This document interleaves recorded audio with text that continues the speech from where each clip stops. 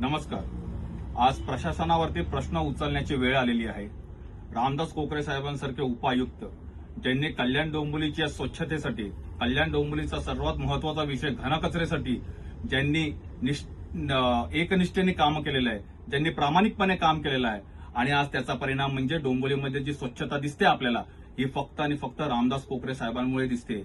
आज अशा अधिकाऱ्याला जर स्पष्टीकरण न देता तुम्ही जर त्यांची बदली करत असाल तर ही एकदम चुकीची गोष्ट आहे. प्रशासनाला याचा जाब विचारला पाहिजे. हा जनतेच्या विश्वासाबरोबर केलेला विश्वासघात आहे. जनता अशा गोष्टींना कधीही माफी देणार नाही. आमचा तुम्हाला फक्त एकच प्रश्न आहे की काम करणाऱ्या व्यक्तीला न सांगता, न स्पष्टीकरण देता त्याची बदली का करावी? अशा व्यक्तीला जो सतत कल्याण डोंबिवलीचा विचार करत असतो, कल्याण डोंबिवलीच्या घनकचऱ्याबद्दल विचार करतो, त्याला पुरस्कार द्यायला पाहिजे, त्याला प्रोत्साहित केलं पाहिजे. तर तुम्ही त्याची बदली करतात. आम्ही प्रशासनाकडे एकच विनंती करतो की त्यांनी तात्काळात ही बदली थांबवावी आणि रामदास कोकरे साहेबांना पुन्हा त्यांच्या पदावरती कार्यरत करावे.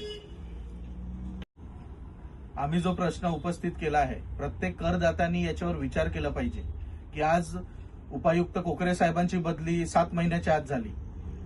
6 महिने 7 महिने त्यांना पूर्ण काम कसं करायचं आहे, इथे काय प्रॉब्लेम्स आहेत हे समजण्यामध्ये गेले. आता परत नवीन उपायुक्त येणार, ते 6 महिने 8 महिने घेतील प्रश्न समजून घ्यायला. तर मग हे कधी थांबणार आहे? हा एक मोठा प्रश्नचिन्ह आहे महापालिकेच्या कारभारावर.